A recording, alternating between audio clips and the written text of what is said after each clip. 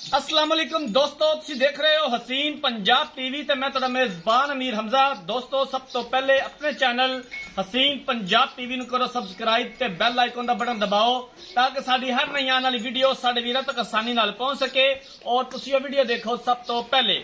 ਅੱਜ ਜਨਾਬ ਆਪਣੇ ਵੀਰਾਂ ਭਰਾਵਾਂ ਵਾਸਤੇ ਇੱਕ ਮੱਝ ਦੀ ਵੀਡੀਓ ਲੈ ਕੇ ਹਾਜ਼ਰ ਹੋਏ ਆ। ਬੂਰੀ ਮੱਝ 5 ਕਲਾਂ ਨੇ, ਮਾਸ਼ਾਅੱਲਾ ਬੜੀ ਖੂਬਸੂਰਤ ਹੈ।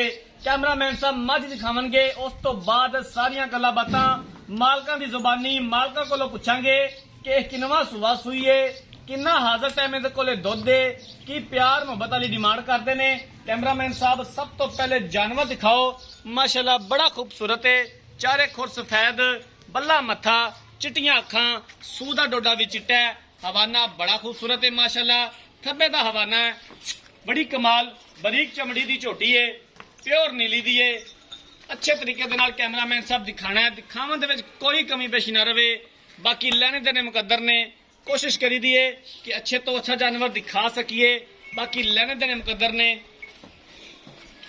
माशाअल्लाह अनमोल हीरा झोटी, तुनी कोड़ी तो बिल्कुल साफ है। 5 कलान झोटी है माशाअल्लाह। पिछे दे कट्टी है जी, पिछे कट्टी है।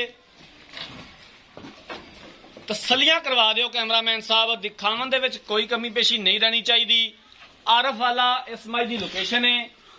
आरफ वाले तो 6 तो 7 किलोमीटर के फासले ते ये जानवर खलोता है। इनू लिया मेरा वीर। कैमरामैन साहब चारों पासों मझ दिखाओ, दिखावन दे विच ना कोई कमी पेशी रह जाए। माशाअल्लाह पूरे यार ने मझ दे, कोई कमी नहीं किसी वल्लों।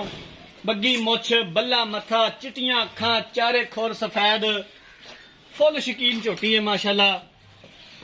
बाकी सारिया गल्लां बातां मालकां कोलों पुछ लवांगे, हर एक गल बात पूरी डिटेल मालकां दी जुबानी मालकां कोलों पुछ लवांगे।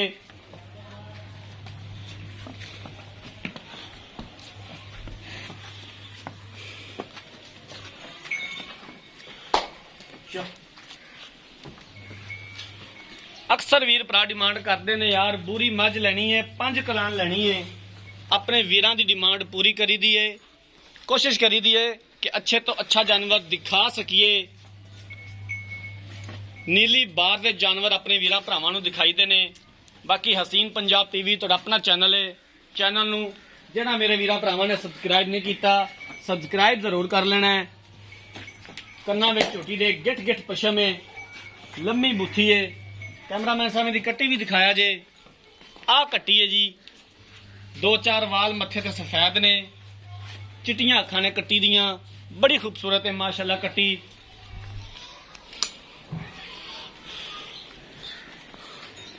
लो जनाब जानवर देख लिया, मालकां नूं बुलाने आ, मालकां दे कोलों सारियां गल्लां बातां पुछ लैने आ। अस्सलाम वालेकुम जी। वालेकुम सलाम। की हाल है भाईजान? ठीक हो? अल्हम्दुलिल्लाह। जानवर जरा दिखाया है ये जनाब किनवा सुबह सूई है, कदों सूई है, किन्ना हाजर टाइम इहदे कोले दुध है, ये सारियां गल्लां बातां इक्को साह च दस दे मेरा वीर। इनू अज तकरीबन 10 दिन हो गए सूई नू। अच्छा, ते जेड़ा दुध है ना जैमन वो 13 किलो। 13 किलो दुध है, 10वां दिन अज सूई नू। 10 दिन। ते सुआ किनवा सूई है? तीसरा सुआ सूई है। ठीक हो गया। कोई इहदे थना दा वाधा घाटा नहीं। कोई किसी किस्म दा मसला मसाइल? गारंटी देंगे। ठीक हो गया। ते 13 किलो दुध बच्चे नूं छड्ड के या बच्चे समेत? बच्चे नूं छड्ड के कोई भरा बयाना कर लवे, 2 टाइम 4 टाइम चो के लै जावे। सोहनी गल है।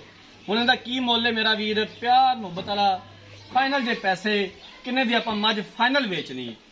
2,75,000। 2,75,000 रुपए दी।